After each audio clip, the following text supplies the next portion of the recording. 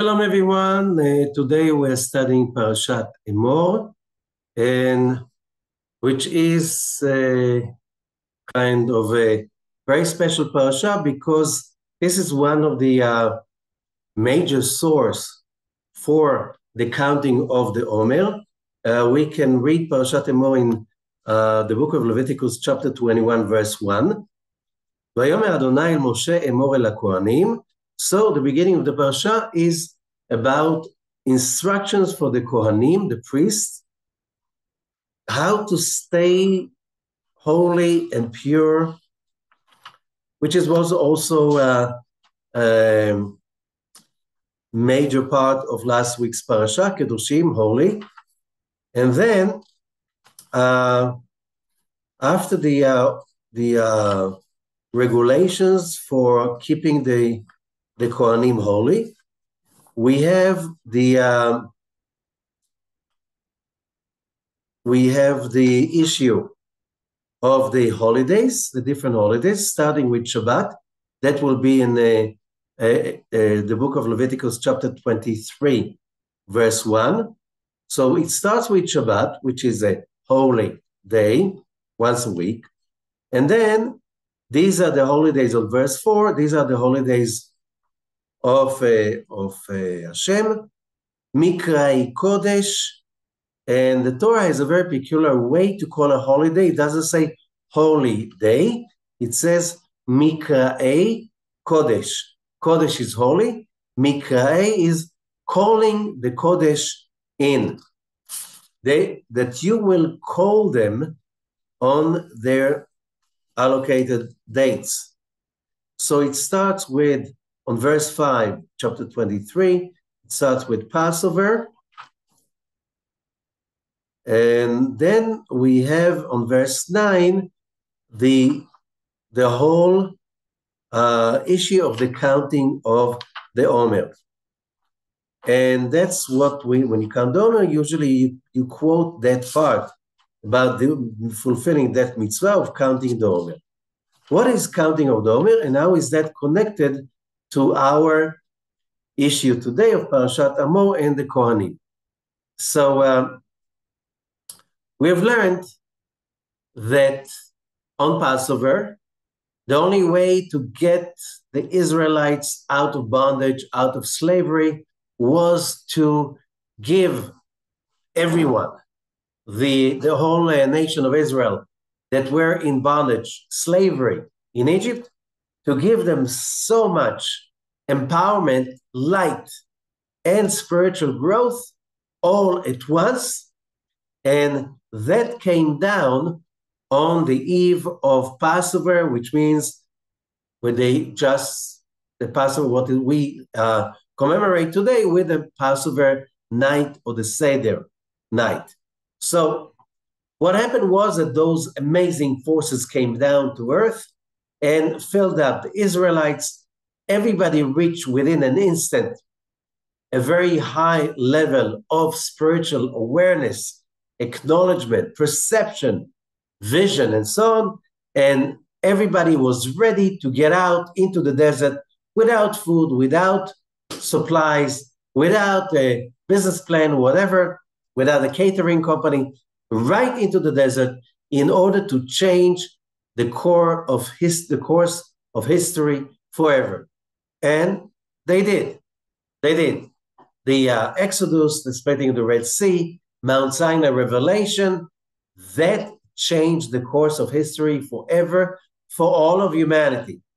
The message finally spread along the continents, and I don't think there's too many people who do not somehow get affected from the ethics, the values that came down on Mount Sinai. That is affecting humanity for millennia, and is still affecting, but even by trying to fight it, it is affecting. So now we understand that you cannot have greatness for nothing, and therefore the next day disappeared, and the counting of the Omer is that process in which we call the holiness that we received on Passover night, we call it in through a ceremony that is mentioned over here. You count the Omer. So on the first day you count, today is the first day to the Omer. On the 11th day, today is the 11th day to the Omer, which is 1 week and 4 days. And so on and so forth. You go day by day. There's a blessing, it's a mitzvah, and so on. And during those 49 days that we count the Omer, it is mentioned here as one of the special holidays. As I'm saying again, the Torah does not call them holidays, it calls them its dates to call the holiness in. Again, these are dates along the year of which we call extra special holiness in because it is available for us to be called in. What if I don't call it in? It is Passover because it passed over my head and I didn't get anything, which means whatever the biblical holidays that are mentioned, and we have Passover, we have the counting of the Omer, we have Shavuot, Rosh Hashanah, Sukkot, Yom Kippur, Simchat Torah, all of them are basically gates in heaven in which we can call extra holiness in so we can elevate and raise ourselves to levels that on regular days are not available for us. Why do we need those gates? Because the mundane world, the materialistic world, is so containing, is so binding, enslaving, that you get lost in them. And the holidays are basically Mikrai Kodesh, calling the holiness in. And why do you need to call the holiness in? Because when you draw the holiness into yourself, it lifts you up, and that gives you, me, all of us, a better ability to overcome those confinements, that jail of physical reality, physical senses, physical thinking, everything that basically hide the true reality. Because when you're just inside the daily routine, you are totally into, I have to get up in the morning to get some business done, to do some work in order to have sustenance to my family, to myself, and so on and so forth. And that's what life is about. And a lot of people are really convinced beyond any means that this is basically my destination and there's no other destiny. Only when we get extra power from above, we can lift our state of mind above and be able, from a different perspective, to say, just a second, yes, I need to have a roof over my head. I need whatever my physical needs. Still, this is a mean, it's never a goal. Why? Because the goal is something much greater. How is this connected to the counting of the Omer? Is because the levels of spiritual awareness that we call in daily, these are the levels of the spiritual growth of a human being through a whole lifetime. However, because it's opening gates in heaven, all these 49 days that are between Passover and the holiday of Shavuot, we can still awaken those powers within us. But what does that mean? It is, whoever knows Jewish tradition, it is known that those days are days with they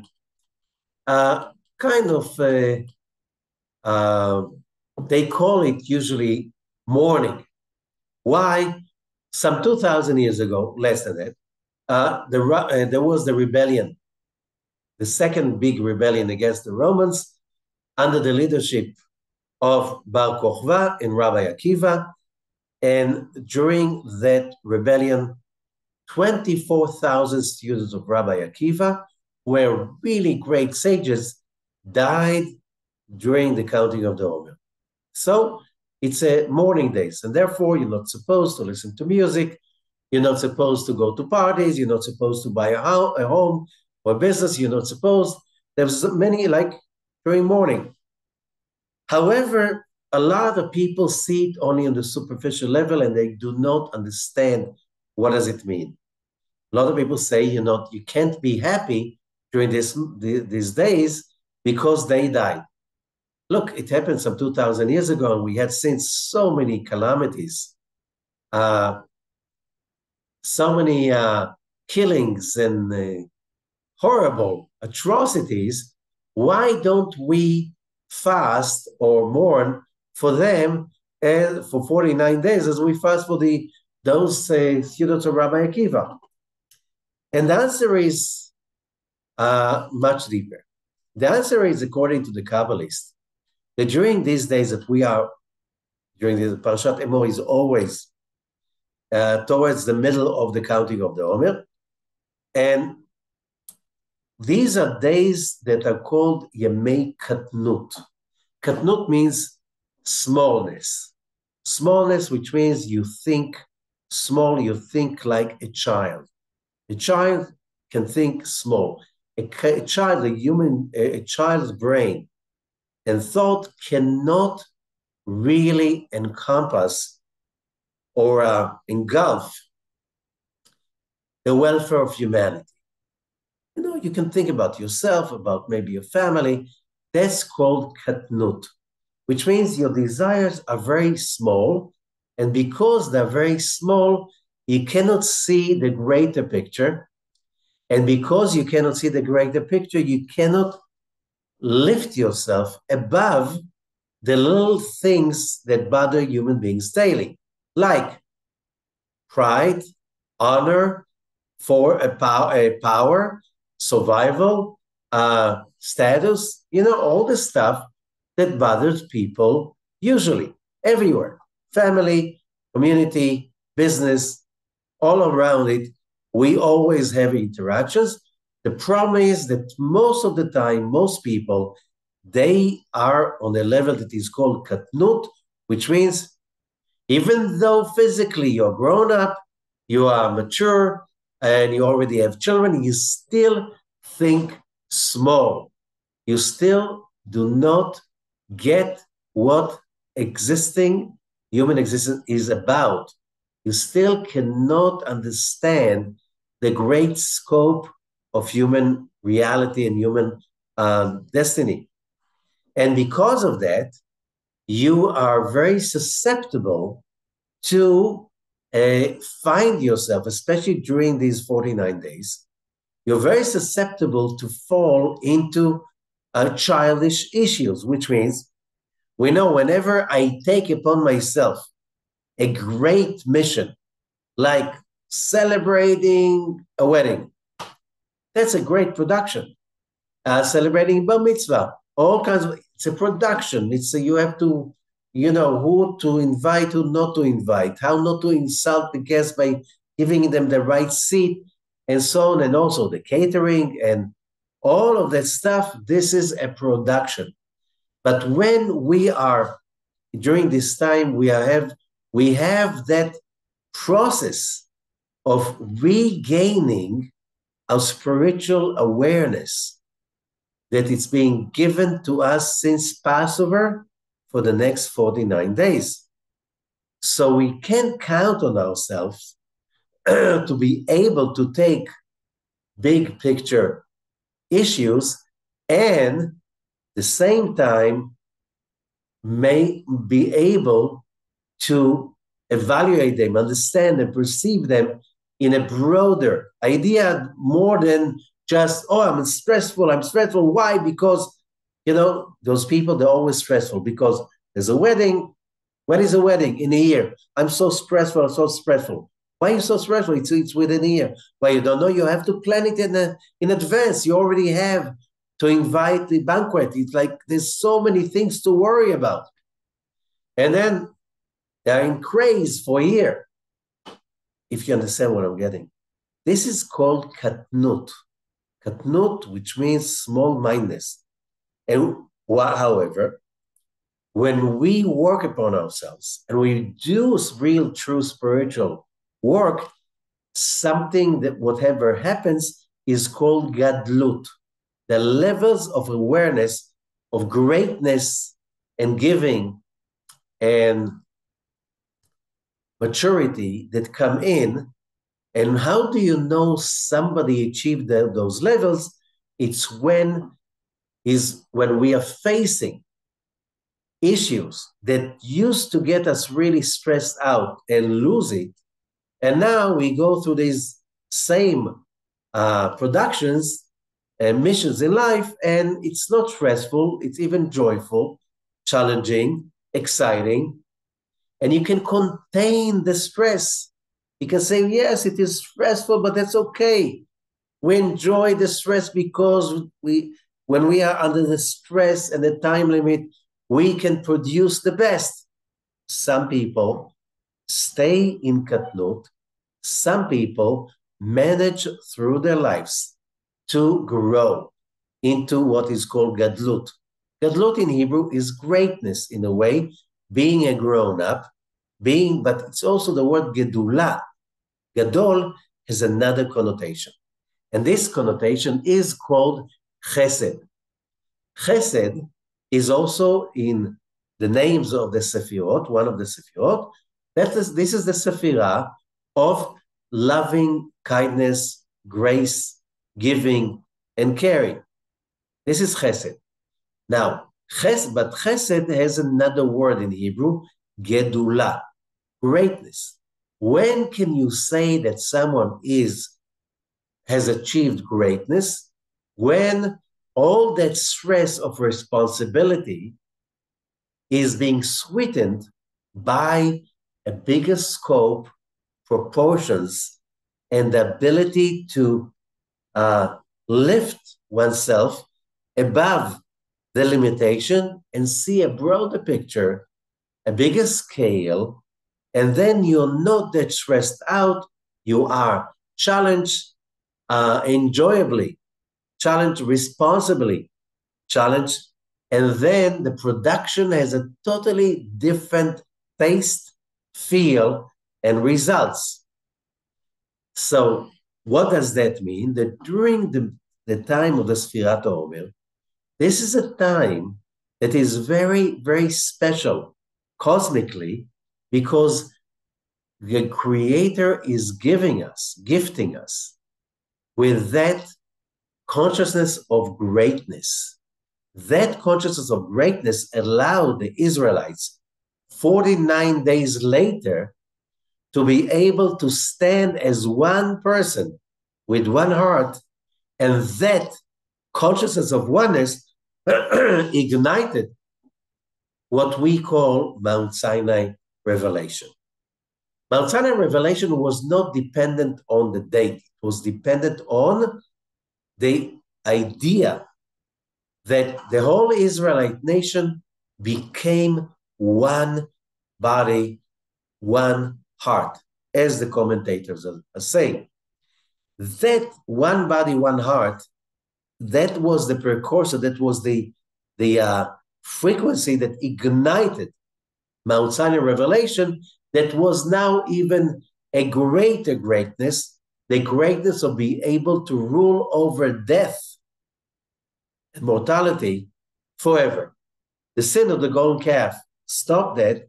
However, that impression in the universe of those 49 days of the counting of the Omer and Shavuot are still there to pick on, to connect on, or to call them in daily during the counting of the Omer, and during Shavuot, even more than that. So what is the major tikkun we have to make during these days? So it is about achieving Gedula. And what is Gedula? As we said, Chesed, this is loving, caring, sharing authentically with other human beings. that will make you gadol. So in Hebrew, gadol means big, mature. So the status of a child, a boy, is changed on his 13th Hebrew birthday, that on sunset, he's katan, he's small. After sunset, he's already considered to be big, which means there are some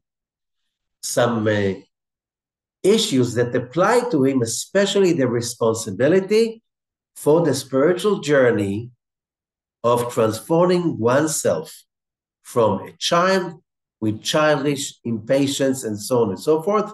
I want it now. I want Mashiach now. I want everything now. I want peace now. And just give them whatever they want so we have peace. It's very childish. If we give all the bad guys whatever they want, would they really be happy? No, they cannot be happy. Why? Because, and this is the secret we are learning today,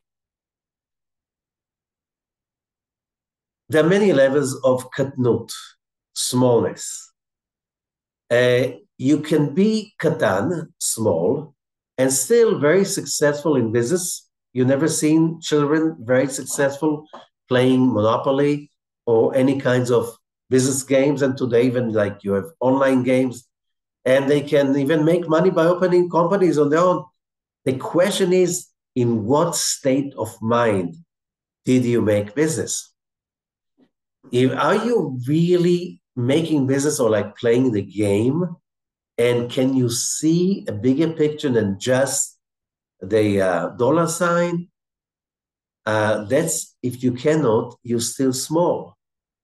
You're still scared by the idols. While in order to achieve gadlut, and gadlut means, again, it is mochin. What is mochin? Brains. The spiritual aspect. When a person has brains, which means he has that kind of completion, maturity of achieving wisdom, in which you can say that you can buy a house, sell a house, organize a wedding, and it's okay. The stress, it's okay. That's the way it's supposed to be. What do you think? Or you can really produce something really important and great without any problems, inhibitions, obstacles? Of course you can. That's the way life is.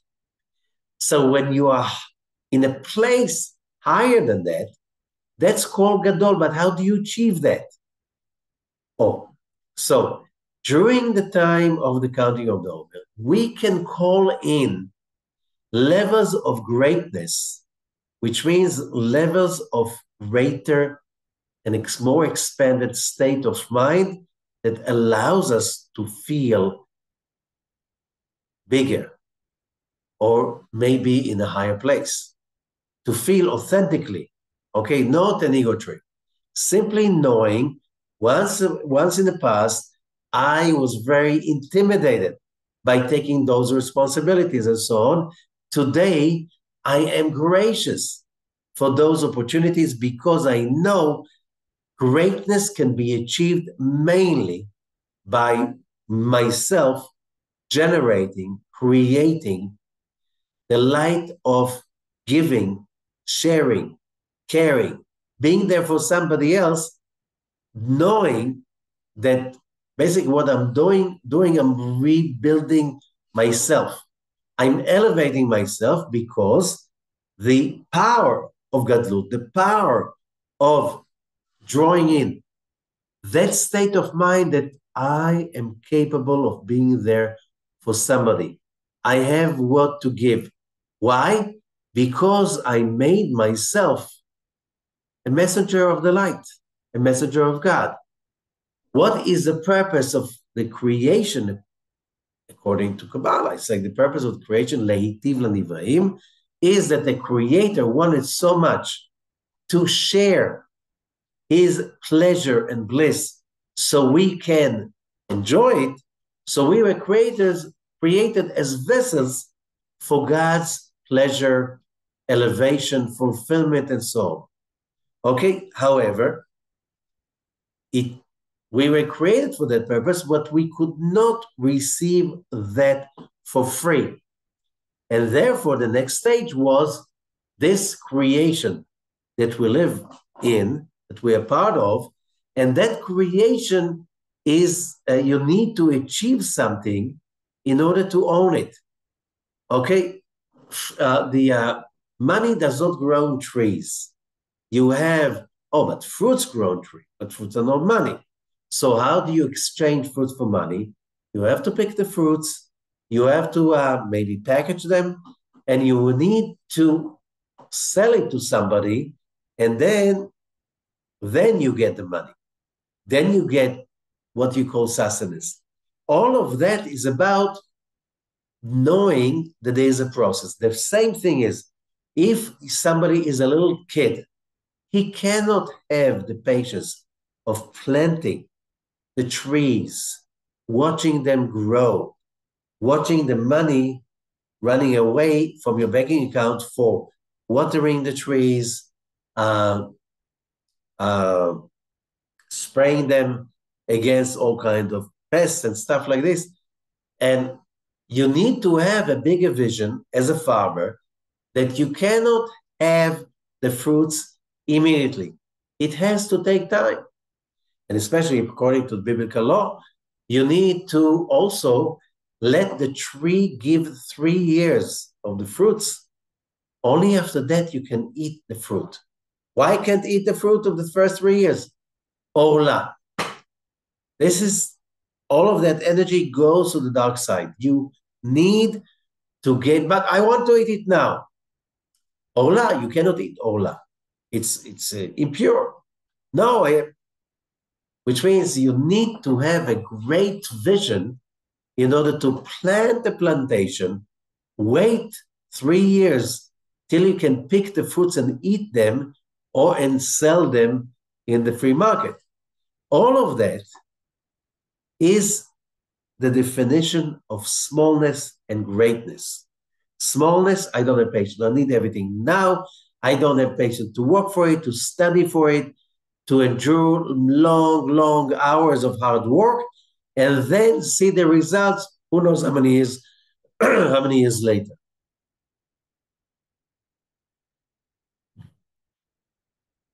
This is called Gadlut. During the time of the Omer, through the counting of the Omer, our job is to draw those forces from above. Can I draw those forces just during the counting of the Omer? Cannot I just do it any other way? And the answer is, of course, I can do it. Every time that I overcome my small-mindedness, narrow-mindedness, I'm busy right now minding my business. I have to take care of certain issues that are called business, family, whatever you call it. And then comes the challenge. Somebody needs me outside of my box. Somebody who's not part of the box. He's not family member. He's not a real good friend. It's not part of my initial box, which means that's normal. This is how I maintain the box. No, somebody penetrates from the outside, or I realize from the inside, I realize that my neighbor is there in need, and then I have to reach out towards that person. And why do I have to reach out? So we learned last week's Parashah, Parashat Kedoshim. Reaching out means you get out of your comfort zone and you get out of the bondage of the physical human body that is so powerful in its inclination towards basically selfishness and all of that is basically called katnut, small thinking. So we started last week when we said that Rabbi Akiva, the great Rabbi Akiva, and before him Hillel the elder, said the whole Torah in one rule, almost standing on one leg. Love others as you love yourself. However, that mitzvah has another part which says, love others as you love yourself. I am God. When you do care for others, and you do care for others because that is the way to connect to God. You don't love somebody because you need something from him. Okay, you don't love as basically renting or buying merchandise, like giving some help in any kind of whatever I need according to the other person's abilities. So when I give to others, usually I give it with an agenda, and that's okay. That's how economy works. However, there's also another layer in which you give without a physical agenda. The only agenda you have is spiritual one, which means I do give charity. I do help others. However, I do that because that's the way to get to God's infinite light. And I don't see it happening immediately. I'm waiting for it. I'm concentrating on it. And I don't let the little issues, daily issues, to bother me so much. I'm taking care of them, but I'm not getting crazy about it. That's what's very important for us to understand. When I do that commitment for a higher idea, for a higher mission, for a higher purpose that is involved with making other people's lives better. Why? Because this is the will of God. When people reach that place, this is what brings us into Gadlut. Great minds, great-minded thinking. And what does it mean? You see another perspective. The biggest miracle a person can have is to get out of the box. How do you get out of the box? When you do actions of sharing unconditionally for others. And you don't do it just for the others to reciprocate and reward me for my kindness. I'm doing it because that's the way the Creator told me I should act. I want to achieve high level of awareness and consciousness. So the Creator says, start with loving other people. When you love other people, when you care for other people, you get out of your box. And when you're committed, you're not running away in the moment it's not comfortable. No, you're committed. You stay there. You get some curses maybe. You get some who knows what. But you stay there and you know you're not the one who's really helping them. You're bringing the help by your efforts down to earth. So that activates a process that people are really starting to change. So the biggest, by the way, so the Kabbalists are saying, so the biggest charity today is not giving money. Money today is more available than ever before. Till it becomes cheap. It's not giving the money. It's giving what you think that money can buy. Okay? And that's fulfillment and happiness and so on. And you need to follow the road in order to achieve that. So what is the road? So that is in the beginning of the Zohar of Parashat Emor. There's a very interesting article that every year we can learn it. We should learn it, but in a different approach because we grew up, hopefully, through the last year. So it says as follows, Emor el Kohanim Ne'aron, you should tell to the Kohanim, the priests, the children of Aaron. And the Zohar is asking, so why does it say Bnei Aaron, the sons of Aaron? I don't know that the sons of Aaron. And he answers, there are other children of Aaron. However, here, this is hinting that Aaron is the beginning, is the beginning for all the Kohanim in the world. And by the way, the word Kohen comes from Hebrew, lechahen, to serve a term. Usually use that word serving a term as a president, as a prime minister, as a minister, as a department head, or stuff like this, all in that, what we call the elected government. So you are serving. When you're serving, something happens. Let me explain. In the Zohar, Parashat Emor, verse 2, there's a verse that I repeated so many times. I don't even remember how many. And it says as follows. Emor el HaKohanim bnei Aaron, speak to the Kohanim, the sons of Aaron. Okay? And then it says, and remember, that is long time after the golden calf sin had been atoned. A few years ago. So what he's saying is that how the Kohanim should stay pure, but the Zohar is asking, why does it say the children of Aaron? The Kohanim are the sons of Aaron. And he answers, this is to teach us, because Aaron is the beginning of all the Kohanim in the world. All the Kohanim, the real true priests, that we call Kohen, and Kohen means again to serve a term, to serve in an office. Okay, so that's what Kohen means.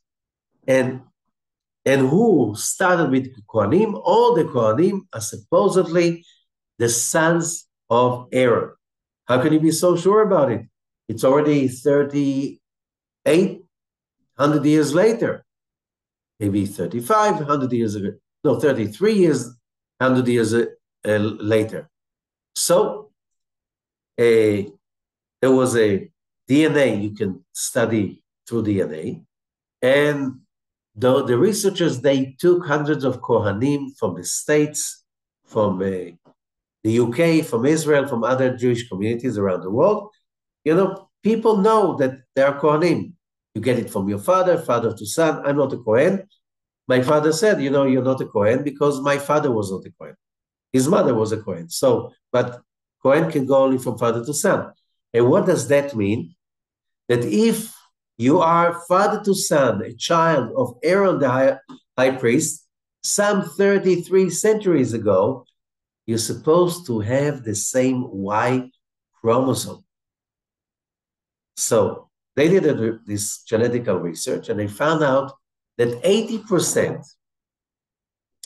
of the people who call themselves Kohanim, which means they have a family tradition, that they descend from Aaron the high priest, and 80% of those, and there are hundreds of thousands of them, just in Israel, okay? If you can see that 80% of them have the same Y chromosome. So we know how the Y chromosome of Aaron, the high priest, looked like.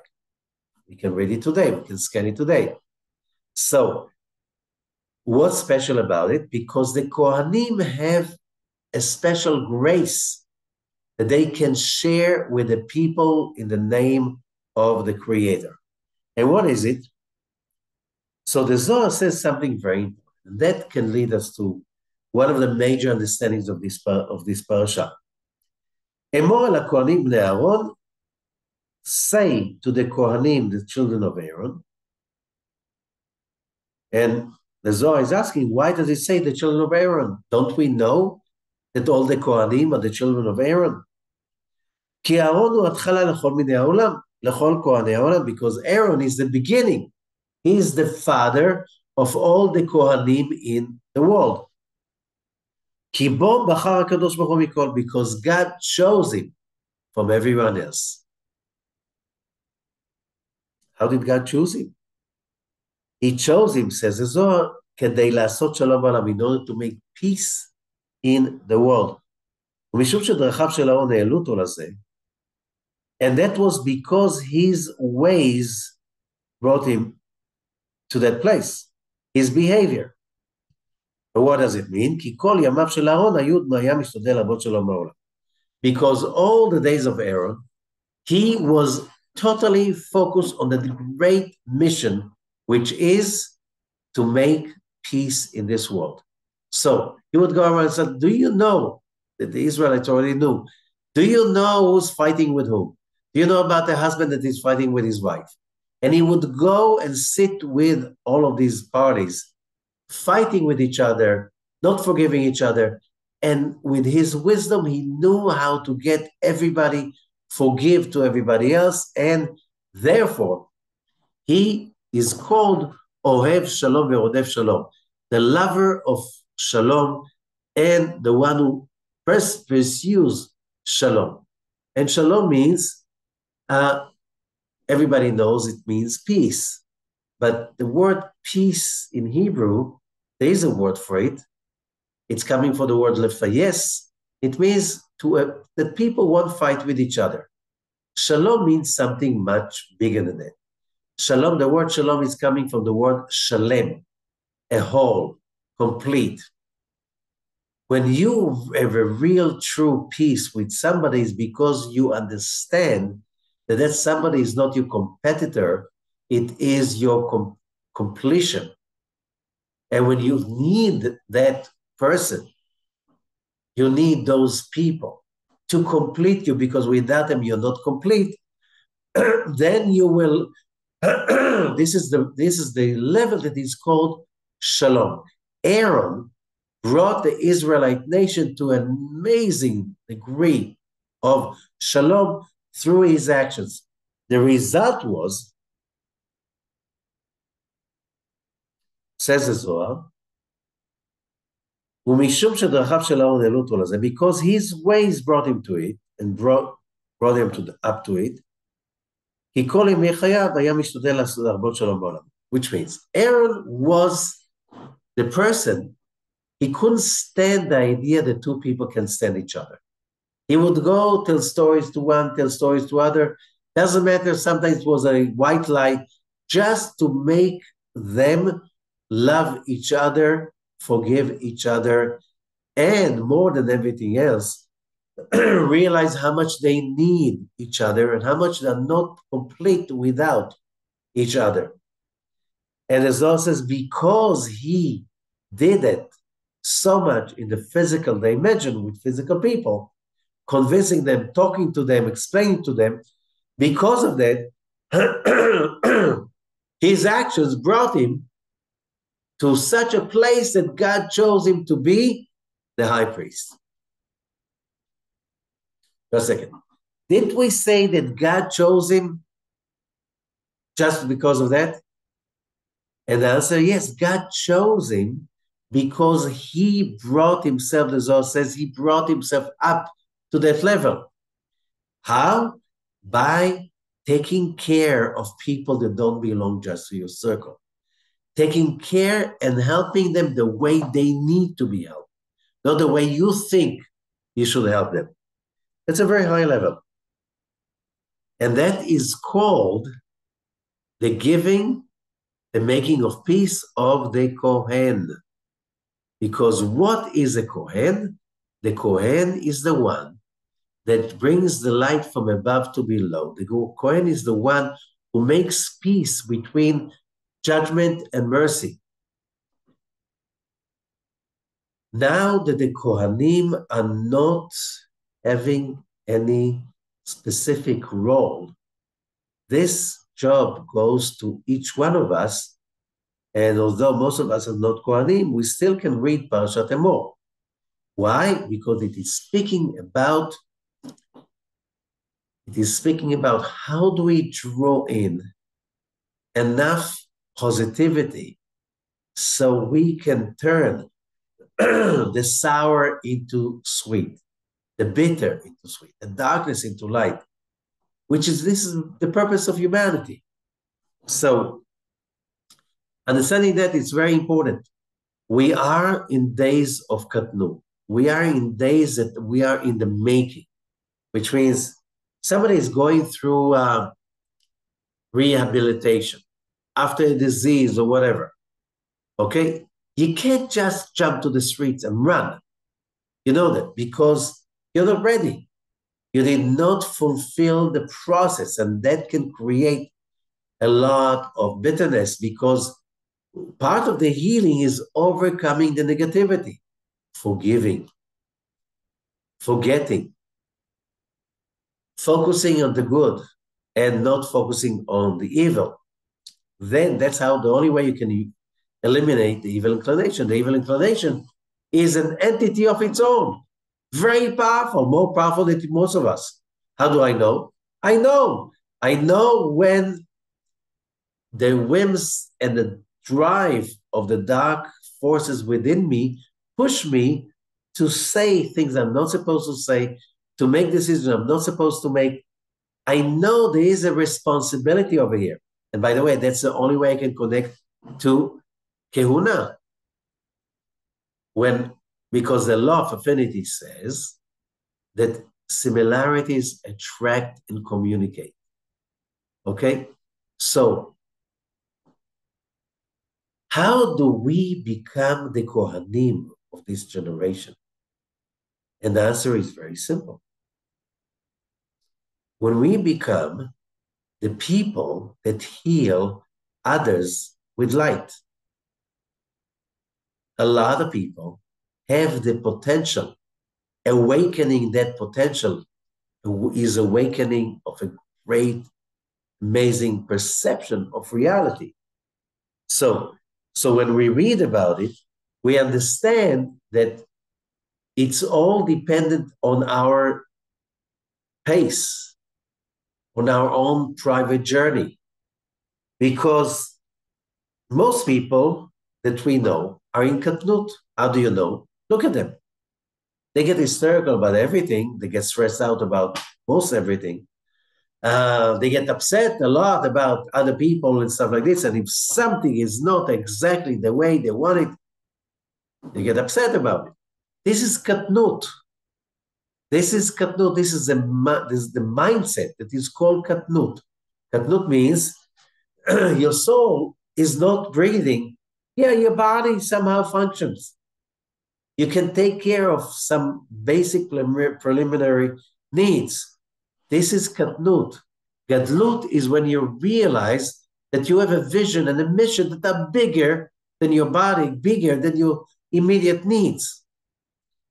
Why is it so important? Because that is what's saving us. Because when we choose service, when we choose unconditional love and caring and a commitment for being a service and help for somebody else, we generate, the Kabbalists teach us, we generate that the light of Chesed, the light of Gedulah, the light of the real, authentic, true light. And when the person receiving it is working hard on creating his own Gadlut, his own greatness of giving and sharing, taking responsibility, then he's mature enough to understand the concept of Gadlut. You're willing to take responsibility because you know how rewarding it is. What's rewarding about it? What's rewarding is when you feel greater and bigger, and the challenges become opportunities. You're not upset about the challenge. You are thankful. You understand that God is giving us all those movies, all those scripts, and we should do the best out of it. That's our job as humans. So when we take it from a moment or place or an angle of greatness, people around us will feel greatness coming out of us. When we behave like a little kid, that everything either insults him, disappoint him, or either getting really into a thrill of high and excitement because he got that toy he was dreaming about. You can tell this is when it says it's a time to tell between the boys and the men. The boys, that's katnut.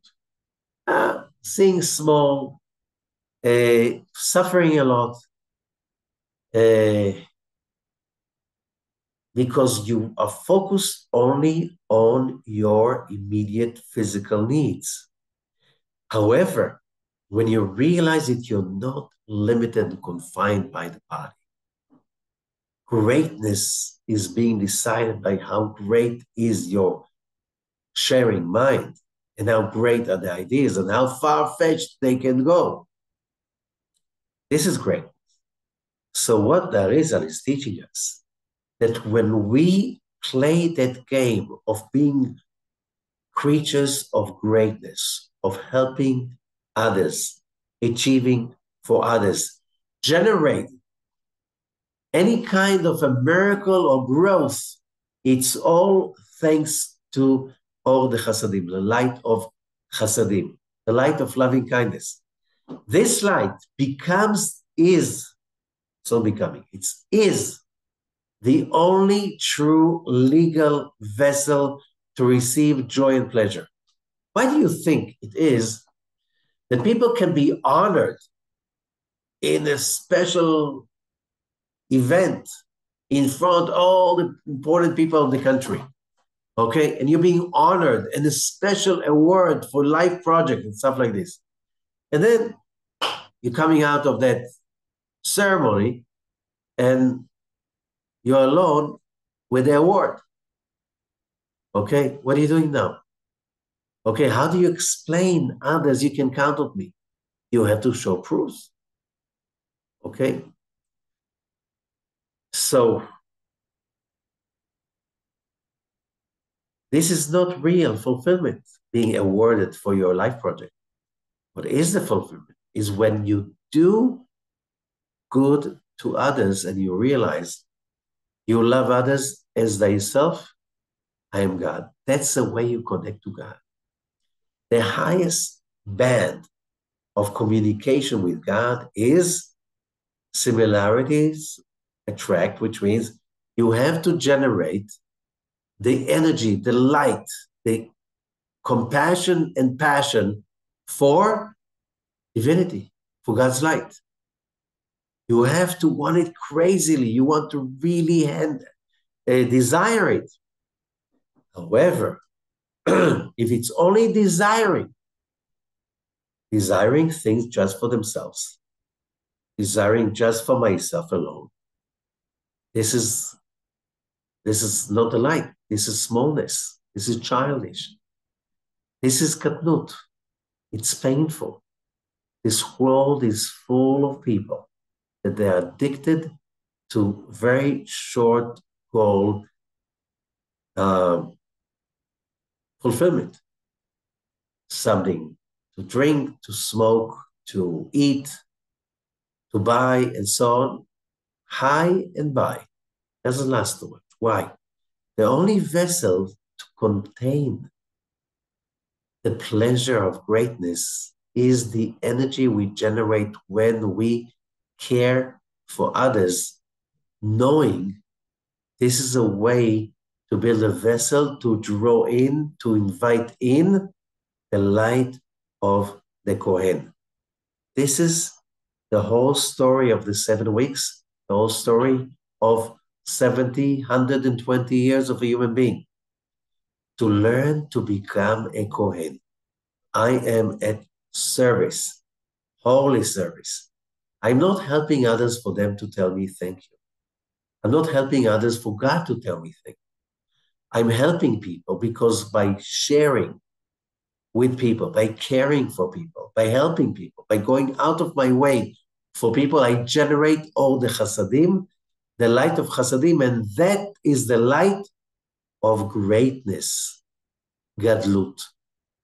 When my soul accumulates more and more light of gadlut, the bigger the real, true vessel to receive anything.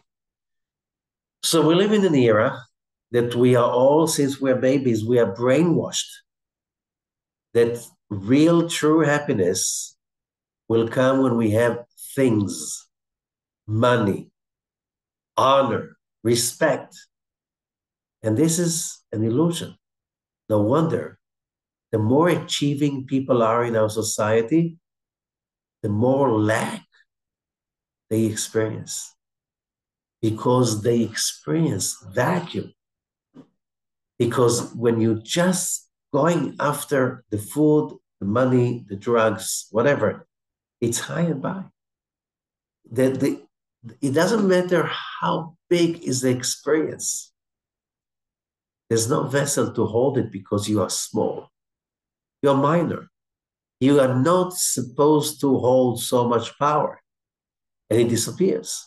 However, when you create greatness by giving, by creating the energy of giving, of loving, going out of my way, reaching out and be there, sense others, this is generating the power of greatness, the gadlut. When I achieve that, it's mine. It makes me whole, makes me complete, makes me able to feel holiness, the giving, the being there for others, with pleasance, with pleasure, with love, with a hug. Virtual, real, doesn't matter. When we do that as a mission, we create greatness. Then, as it says, God chooses us. What I mean, he chose us in the beginning. Yeah, but now he can award us with the job we need to have. That can be official or unofficial. In the case of Aaron, because his ability to create greatness was more than anybody else, it was only normal and natural that he will be the one. There can be only one who could be a Kohen. Later on, we'll see other people wanted also the honor of the Kohen, but they were not ready to be at service as the Kohen. They were burned. Because when you want the greatness without the giving involved, without the responsibility involved, you don't have a vessel to contain anything of greatness. How do I generate it? So many ways. Just being there for somebody else. Being there for somebody else on the phone, personally. Being there for somebody else just with a good word, realizing what I'm doing right now. I'm stretching myself, growing myself to build a vessel that can contain more light, success, or whatever I need. I have to be genuinely, authentically there for others. Love others as you love yourself. Then you get to build that vessel. Finally, you can receive the light of the Creator. And that's what the Zohar is speaking about. There's great good that is waiting for each one of us. However, the only way to receive that good is use that for other people's help. When you do that, you generate the light of greatness. The light of greatness is the muchid, is the ability to think great. Think great means not just how to be more rich, powerful. To think great means I really need to be more powerful because I need to be there for more people. For the ones I know, I have to be there on time, to be there in a way that I can really make a difference. This is the work we should focus on during the 7 weeks of the counting. When we do that work, then when Shavuot is coming, God will pour on us the next Sefirot, because 49, it's only one part. You know the game that is called matching, sorry. That there's a great, big, rich person. He says, I'm giving money to that group of kids. They need to be supported, whatever. I'm giving $1 million if they will raise another $1 million by many other small donors. When you reach the $1 million by the small donors, the other $1 million is coming in. When we work on 49 days of the counting of the Omer to call in the holiness, okay, we achieve 49 levels. On the night of Shavuot, the rest 51 levels are starting to come in, and they complete coming in by the morning. So that's how we reconnect to that great place of being above death, above limitation, in a way that everything is harmonized and sweetened and becoming one. And that is the holiday of Shavuot, Mount Sinai revelation. So we have a journey, we have a job, and even without Mount Sinai revelation, the revelation, the Kohen became a Kohen, Aaron a Kohen, because he was the greatest giver. I am supposed to be my own circle Kohen by being a giver in my level. When I do that, the satisfaction, the fulfillment are so great. And when you have that, let's say you have a job, you're giving service, do it with a smile, do it with love. Think about it, what a merit is that that person comes for my help. And when I help them, I gain so much experience, knowledge, wisdom, perspective. And when we do so, all we have to do, you don't have to do like great projects. Let's say you work in a small position in the bank or in a big company, whatever, just being there for another person, for a client. And being there spiritually, I'm helping you because I know it is the will of the Creator. That's why He created you. That's why He created me. So now when we do that, we can finally remove the curse that most people in our society feel. Doesn't matter how much I make, it's never fulfilling. It doesn't matter how many rewards and prizes did I get. It's not really fulfilling.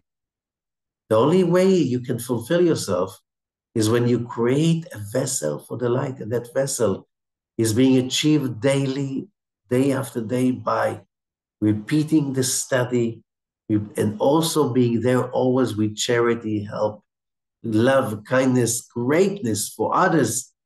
That stays forever. Only thing that stays forever. This is the key to most of the ailments of our society, civilization that is basically made money, goods, whatever, to become the idol. And it never satisfies. Satisfies when you reach to a higher place of giving, so you get so empty that you start to receive just because you want to give. Continue giving. You just focus on giving to be with others. Yeah, it's uncomfortable to the body many times, but the reward here, you create power of greatness that cannot be taken away from you. Thank you so much, and enjoy the ride. Thank you. Thank you very much.